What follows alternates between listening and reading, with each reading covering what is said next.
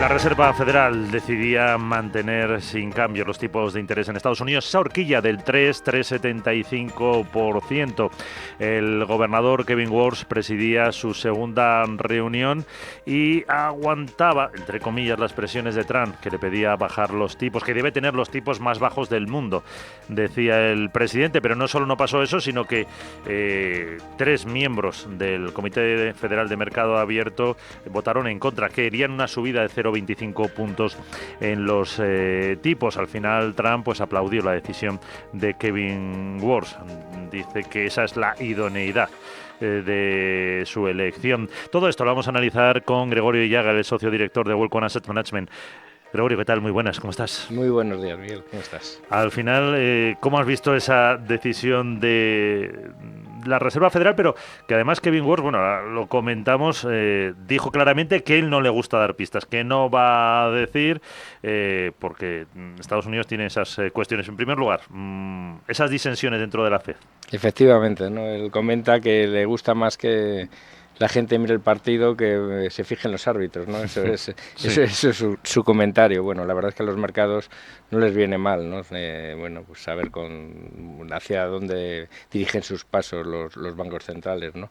En nuestra opinión, los bancos centrales van a permanecer el máximo tiempo que puedan, el máximo tiempo posible, bueno, pues aguantando esa subida de tipos, ¿no? Por el final, como la inflación realmente que estamos teniendo es más de oferta que de demanda, pues es lo que van a tratar, ¿no? De aguantar. Lo que es cierto es que a medida que pasan las semanas, todos esperábamos un conflicto corto y el conflicto claramente se está alargando y está volviendo más difícil de resolver, ¿no? Entonces, y ahí van a tener una gran presión, sin lugar a dudas. Claro, porque la inflación se moderaba un poquito, el dato que conocíamos hace 15 días, 3 semanas, pero a la vez Kevin Warsh dice que sí, que el objetivo sigue siendo el 2%, pero luego tenemos por otro lado las presiones de Trump. A Efectivamente, ver cómo se traía eso. se moderaba después de la tregua, ¿no? Es cuando Sí, se claro. moderaba, pero según empieza otra vez, bueno, pues las tensiones dentro del conflicto en Oriente Medio, pues parece claro que se va alargando y las probabilidades de que haya efectos de segunda ronda en la inflación pues van aumentando. Además hay que tener en cuenta que durante todos estos meses hemos estado luchando, tirando mucho de reservas y las reservas también, bueno, pues van menguando. Entonces, bueno, es evidente que lo que es necesario es que se llegue a algún acuerdo para que pueda volver a fluir el tránsito marítimo con facilidad, vamos, con normalidad por lo que es el estrecho de Hormuz, ¿no? Es lo que es necesario. Si no, está claro que los bancos centrales se verán forzados a subir tipos. Leía hoy en Reuters que es lo más raro del mundo, que hasta Estados Unidos le va a vender gas a Qatar, porque no puede sacarlo por el estrecho y lo tiene que llevar por otro lado. O sea que habrá algún movimiento de la FED antes del final de año, ¿creéis? Pues en función de lo que ocurra con el conflicto, ¿no? Yo creo que van a aguantar lo máximo posible, porque además ahí entramos en lo que hemos comentado otras veces, para nosotros el principal problema que existe, ¿no? Que es el tema del endeudamiento en Estados Unidos, ¿no? Al final el déficit público, bueno, pues que vemos que ha estado recurrentemente por encima del 6%, este año con la guerra y demás se va por encima del 7%, eso significa más de 2,5 trillones de emisión neta, de emisión de bonos nuevos cada año por encima de las amortizaciones. Y ocurre una cosa en Estados Unidos, que mientras en Europa hay muchas compañías, muchos emisores corporativos aprovecharon todo el periodo de tipos cero, de tipos negativos, aprovecharon para alargar la duración de su deuda, en Estados Unidos no ocurrió lo mismo. Entonces una quinta parte de su financiación emitida es en el corto plazo, es en letras del Tesoro. Entonces todo este incremento de tipos se traslada muy rápidamente al pago de intereses, ¿no? Y ya el pago de intereses, como todos sabemos, ya es superior en el caso de Estados Unidos incluso al presupuesto de defensa, ¿no? Entonces todo esto, pues bueno, realmente para nosotros es el principal problema y es una de las razones fundamentales por las que también está el presidente en Estados Unidos pues luchando por esa bajada de tipos, pero bueno, en esta situación parece muy complicada. Sí, dijo que se estaba viendo en el mercado de bonos un endurecimiento tanto en nominales cuando en reales. Lo dijo ayer el propio Kevin Warsh, que no sé si es una forma de reconocer que tienen ese ese problema de déficit. Sí, y alude también un poco a lo que él comentaba de que lo que hay que ver es de no dar demasiada previsibilidad a los mercados para que al final es el mercado directamente te va haciendo ese ajuste de tipos y sin que lo haga el Banco Central, ¿no? ¿Y el otro Banco Central grande qué va a hacer? El Banco El Central Central Europeo. Europeo, bueno, pues en nuestra opinión va a también intentar aguantar el máximo posible. Ya sabemos que hizo una primera subida, probablemente cuando a la semana siguiente se estaba firmando la tregua, pues igual se arrepentían, pero en la situación actual pues se reafirman en lo que hicieron, ¿no? Y va a seguir dependiendo de lo mismo. Hay una cosa dentro de todo positiva, ¿no? Que de momento en ambas zonas geográficas, tanto en Estados Unidos como en Europa, los datos de desempleo están aguantando bastante bien, ¿no? Al final, porque lo último que le faltaría a los bancos centrales es encontrarse en un escenario con la inflación bastante por encima de sus objetivos y que estuviera creciendo el desempleo, ¿no? Y vemos como en Estados Unidos pues permanece en el 4,2, en Europa permanece en el 6,2 en niveles históricamente bajos y bueno, pues eso les da margen para aguantar, ¿no? Pero eso sería, yo creo, el lado problemático. O sea, por el lado de la inflación, yo creo que evidentemente hay que mirar los datos de inflación, pero nos importa mucho más la situación de la guerra, del conflicto, pero es muy importante ver también los datos laborales para que no se encuentren los bancos centrales en esa encrucijada, ¿no? Porque las economías, no sé si la palabra es sorprendentemente o el caso es que están aguantando bien. Sí, la verdad es que están aguantando, como yo también, a mí comparto esa expresión, ¿no? Sorprendentemente están aguantando bien. Es verdad que se ha ganado mucho en eficiencia y ya para producir lo mismo, pues respecto a la crisis, por ejemplo, de los 70, pues hace falta mucho menos consumo de crudo, ¿no? Para producir lo mismo. Se ha ganado mucho en eficiencia y en el caso de Estados Unidos, además, hay que tener en cuenta que es exportador neto, ¿no? de energía. Entonces, bueno, pues yo creo que la situación es muy distinta, ¿no? Pero en Europa, evidentemente, nos hace falta, como el llover, que al final se llegue a una resolución del conflicto o por lo menos una tregua y que vuelva a circular el tráfico marítimo por todo lo que es el estrecho, ¿no? Porque en ese sentido, Europa la inflación la tenemos más contenida, el empleo también, decía ayer Kevin Ward, que le gusta fijarse mucho en el deflactor, en el PCE. Aquí en ese sentido en Europa parece que estamos más tranquilos. Sí, estamos más tranquilos, pero no podemos olvidar que al final tenemos una economía que depende mucho más, primero somos importadores netos de energía clarísimamente, es una economía mucho más industrial, somos exportadores, entonces yo creo que es fundamental para Europa, es importante para todo el mundo, pero es mucho más importante para Europa que para Estados Unidos la resolución del conflicto. Esas necesidades de energía, la IA, los centros de datos están obligando también, o no están obligando, entre comillas, están provocando que las empresas estén lanzando ingentes cantidades de emisiones para financiarse. Estamos hablando de varios cientos de miles de millones cada día más. Hoy Samsung publicaba beneficio que yo creo que subía el operativo un 1800%, pero hay muchas empresas de estas para financiar esas inversiones en centros de datos, en inteligencia artificial, están lanzando muchas emisiones. ¿Qué puede pasar? Pues ahí enlazamos un poco con el problema que comentábamos del déficit y la deuda de Estados Unidos, ¿no? Al final lo que puede ocurrir es una competencia por la financiación, de hecho ya está ocurriendo, pero al final Estados Unidos necesita, pues eso, como hemos comentado, más de 2,5 trillones en emisiones nuevas. Europa, que antes amortizaba más bonos que se emitían, pues tiene una emisión neta también de más de 1 trillón de euros.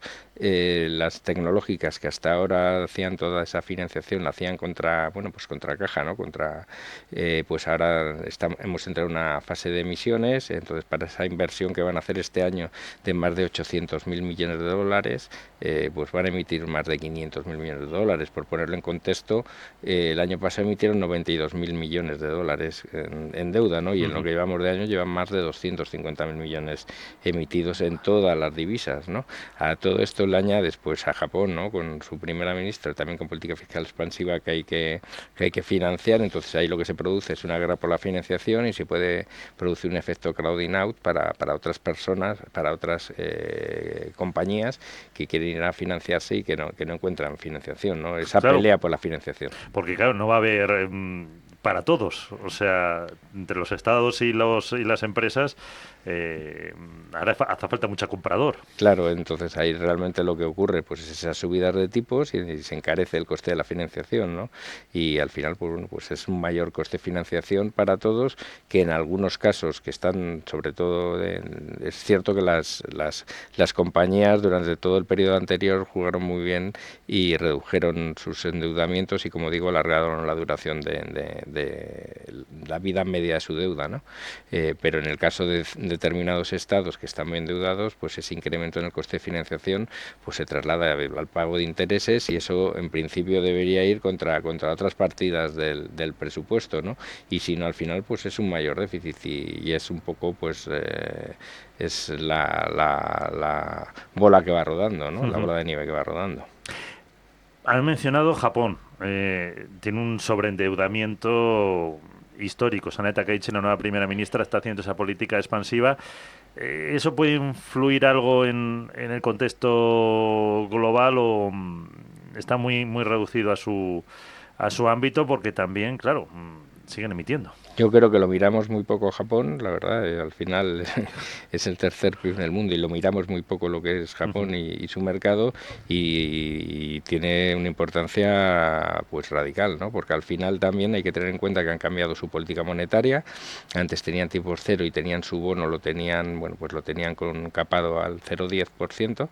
Y desde que levantaron esa restricción, ese control de la curva, pues ahora mismo su bono está en niveles altos, niveles del 2,60, 2,70, y eso lo que ocurre es que los japoneses, que antes eran compradores de deuda en el extranjero, porque al final lo que hacían muchas veces era comprar deuda en el extranjero y cubrir la divisa, las compañías aseguradoras japonesas y el fondo de pensiones japonés, bueno, pues realmente ahora ya les sale más rentable comprar su propia deuda. Claro.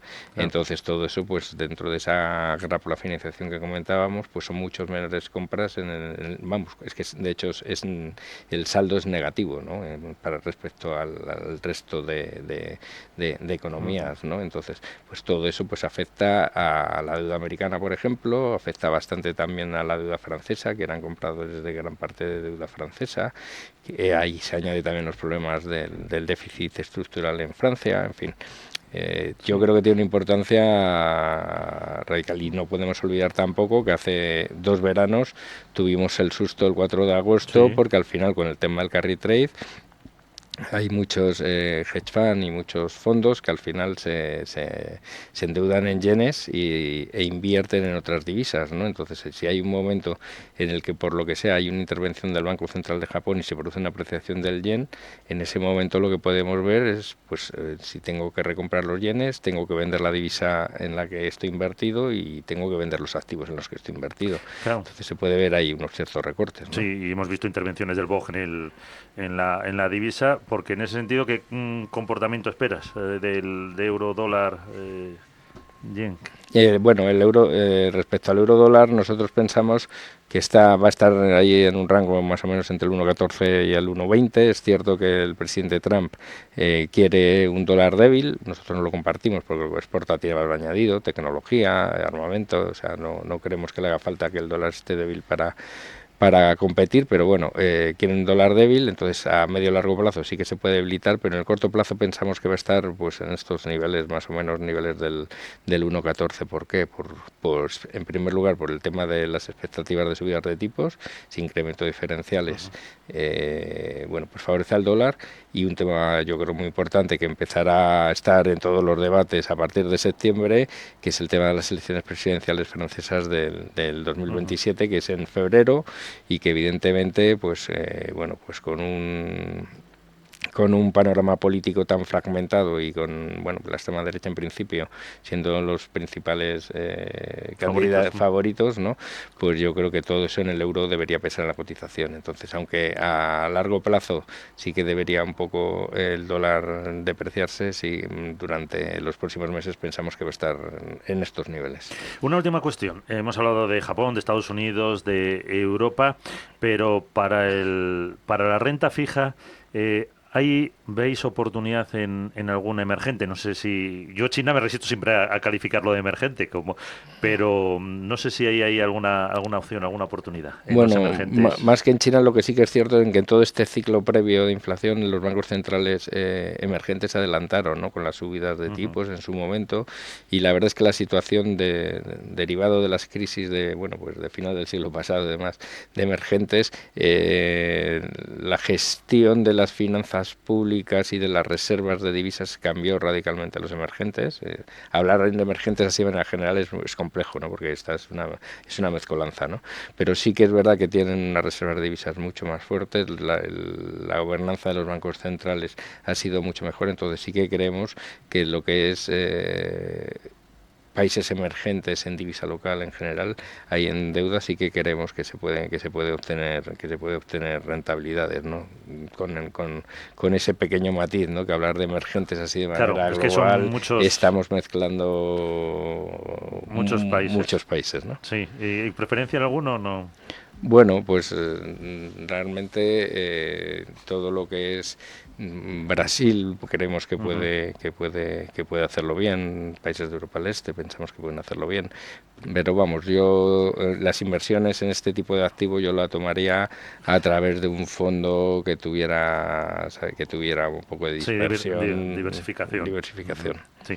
Pues Gregorio Llaga, socio director de Welcome Asset Management, muchísimas gracias por estar con nosotros. Feliz verano y hasta la próxima ocasión.